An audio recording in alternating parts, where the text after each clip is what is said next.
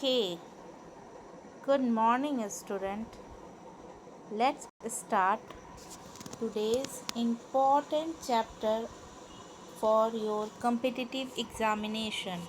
The chapter is the French Revolution, Chapter 1, Class 9 History. It is the most important chapter, and also notes are very important to your all competitive exam. For example, SSC, JPSC, BPSC, all kind of your examination. Okay, बहुत ही simple way में इस chapter को मैं आपको समझाने का कोशिश करूँगी। ये फुल पीडीएफ में है। आपको अगर पीडीएफ नोट्स चाहिए तो आप कमेंट में जाके कमेंट कीजिए, आपको ये प्रोवाइड कर दिया जाएगा। ओके, तो let's start this chapter. Okay, there was a picture of Bastille Kila. Okay, it was the city of Paris. ठीक है, एक सिटी रहती है पेरिस फ्रांस की। वहाँ क्या होता है, on the morning of 14 July 1789 there was a atmosphere of terror. Okay, what is the atmosphere is terror, and the king was the France wants to open fire of people of France. The king the openly fire. Okay, the king was the his told his army the openly fire of France. Okay, it was a rumors were spread in France. Okay, and these rumors was also the entire French like a fire in a petrol. Okay, and this was atmosphere of fear among the public regarding this news.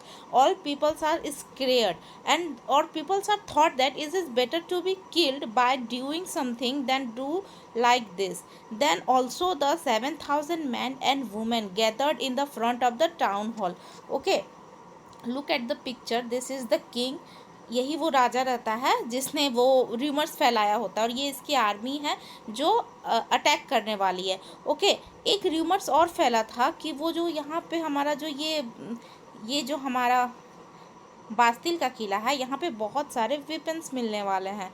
Weapons you know mean ना, weapons मतलब हथियार। Okay, तो जो peoples होते हैं वो क्या करते हैं, वेपन्स की तलाश में बोलते हैं कि चलिए बास्तिल किला पे हम लोग अटैक करते हैं, वेपन्स भी ले लेंगे क्योंकि हमें आर्मी से भी लड़ना है और राजा को भी हराना है।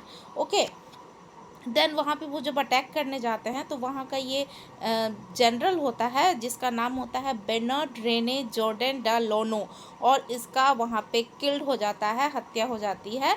उसके बाद क्या होता है, can you think about this, why this is happen, how this is happen, मतलब क्यों होता है, क्यों होता है ऐसा, क्या ज़रूरत पड़ जाता है कि बास्तिल के किले पे अटैक करना, ये करना। बस तो यही है, अभी का जो हमारा मूवी है एकदम वैसा ही है, हमें फ्लैशबैक दिखा दिया गया है, लास्ट सीन दिखा दिया गया है। अब हम मूवी में आगे बढ़ेंगे तो हमें पूरा पिक्चर समझ में आने वाला है। ओके, तो are you enjoying this video, let's start. Okay, चलिए अब हम लोग स्टार्ट करते हैं इस चैप्टर को। तो होता क्या है कि हमारा बर्बन बिस्किट आपने खाया है, हाँ खाया ही होगा, नहीं खाए हैं तो आज ही खरीद के खा लीजिए। तो बर्बन बिस्किट के नाम से ही याद रखिएगा, बर्बन फैमिली होता है, और बर्बन फैमिली का हमारा राजा होता है लुइस 16। ओके, नाम क्या है, लुइस 16। तो in the year of 1774 Louis 16, the king of Bourbon family, becomes only the king only the age of 20। ठीक है, मात्र 20 साल की उम्र में वो राजा बन जाता है, और उसकी शादी होती है। देखिए ये हमारी है मूवी की हीरोइन। ओके, इसका नाम क्या है, मैरी एंटोनवेट। ये ऑस्ट्रेलिया की रानी होती है, और इसका शादी हमारे फ्रांस के राजा लुइस 16 से होता है, मात्र 20 साल की उम्र में ही। उसके बाद क्या होता है कि राजा के ऊपर बहुत प्रेशर होता है, क्या चीज़ का, तो बास्तिल का जो किला होता है उसका जो खजाना होता है ऑलमोस्ट खाली, एकदम खाली होता है। और मेंशन द बरसाए किला, ये देखिए बरसाए का किला का पिक्चर है, बहुत ही सुंदर किला है, बहुत ही बड़ा किला है, और इसका पूरा मेंटेन करने का पूरा चार्ज राजा के ऊपर होता है। और एक टाइम में क्या होता था कि देखिए ये अमेरिका से ब्रिटेन का 13 कॉलोनीज़ को रिमूव कराने के लिए, फ्रीडम कराने के लिए फ्रांस ने कभी अमेरिका से कुछ पैसे लिए थे उधार। ठीक है, और उसको वो चुकाना है, कैसे चुकाएंगे? तो ऑलमोस्ट वो चुका नहीं पा रहे थे और वो जो टैक्सेस था एवरी ईयर इंक्रीज़ होता जा रहा था। ठीक है, तो ये 13 कॉलोनीज़ का मैप है, ये ब्रिटेन का मैप है। इसमें अमेरिका से फ्रीडम कराने के लिए ब्रिटेन ने कभी पैसे लिए थे। ठीक है, क्या क्या टेंशन था राजा को, देखिए यहाँ पे दिया हुआ है। फ्रांस हैड अ डेब्ट ऑफ मोर देन 1 बिलियन लिब्रो। फ्रांस के ऊपर 1 बिलियन लिब्रो का कर्ज था। And there was already the 2 billion लिब्रो, और ये कर्ज टैक्स के रूप में बढ़ के अब 2 बिलियन हो चुका था। और हर साल नहीं चुकाने पे इसका 10% इंटरेस्टेड डिमांड हो रहा था। Dept of army, dept of political awareness, maintain of school of colleges etcetera etcetera etcetera, ऐसे बहुत सारे प्रेशर बने हुए थे राजा के ऊपर। राजा कौन है? लुइस 16। ओके, राजा क्या करता है कि वो अब टैक्सेस को बढ़ा देता है।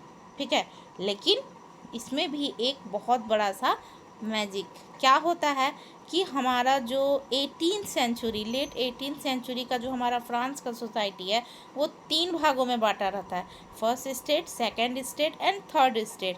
फर्स्ट स्टेट में आते थे क्लेर्गी। क्लेर्गी किसको कहते थे? कि people who worked in the church, उसे हम लोग क्लेर्गी कहते थे। सेकेंड स्टेट में कौन आते थे? नोबैलिटी। नोबैलिटी मतलब king and his family. Okay, उसको नोबैलिटीज कहा जाता था। एंड थर्ड स्टेट में आते थे बाकी रिमाइनिंग पीपल, मतलब फर्स्ट स्टेट सेकेंड स्टेट्स को छोड़ के जितने भी पीपल्स हैं, example businessman, merchants, lawyer, farmer, labourer, जितने भी हैं ये लोग सब थर्ड स्टेट में आ गए। ओके, अब एक होमवर्क है आप लोगों के लिए।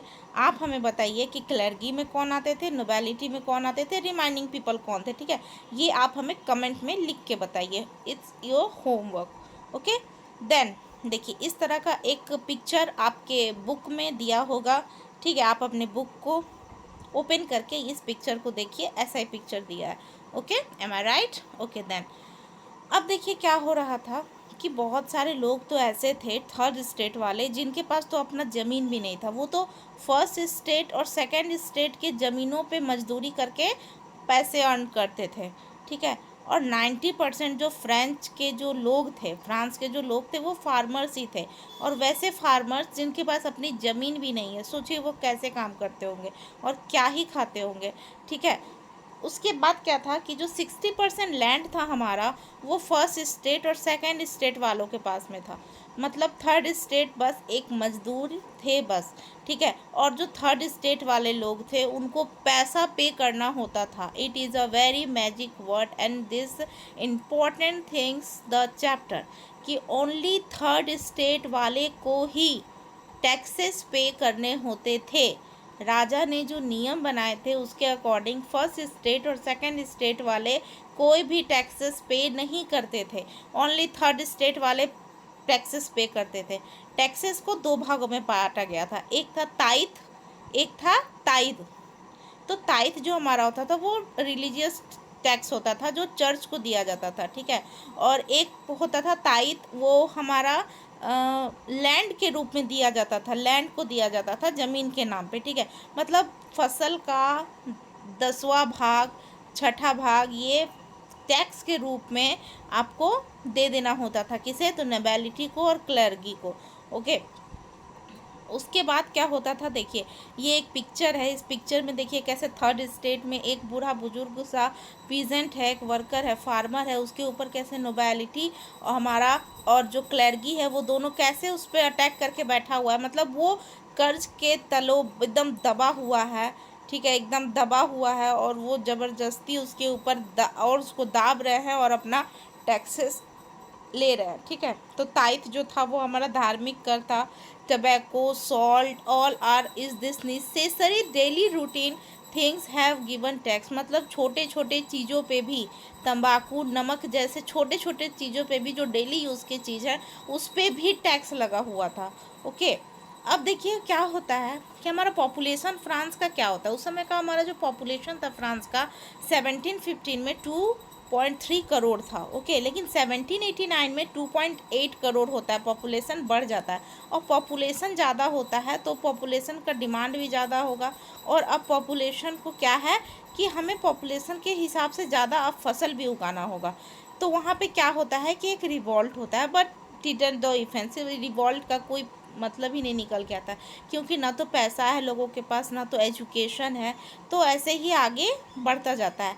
लेकिन धीरे धीरे क्या होता है, समय परिवर्तन होता है और एक ऐसा दौर आता है कि अब लोग एजुकेट हो रहे थे, लोगों के पास अब थोड़ा थोड़ा पैसा आ रहा था और लोगों के पास इनकम भी था, ठीक है।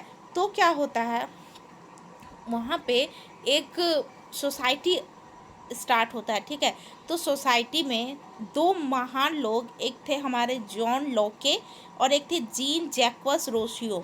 ये जो हमारे थे, एक फिलोसोफर थे, फिजिशियन थे, और एक राइटर थे, कंपोज़र थे, फिलोसोफर थे, ठीक है। ये दोनों मिलके क्या करते हैं,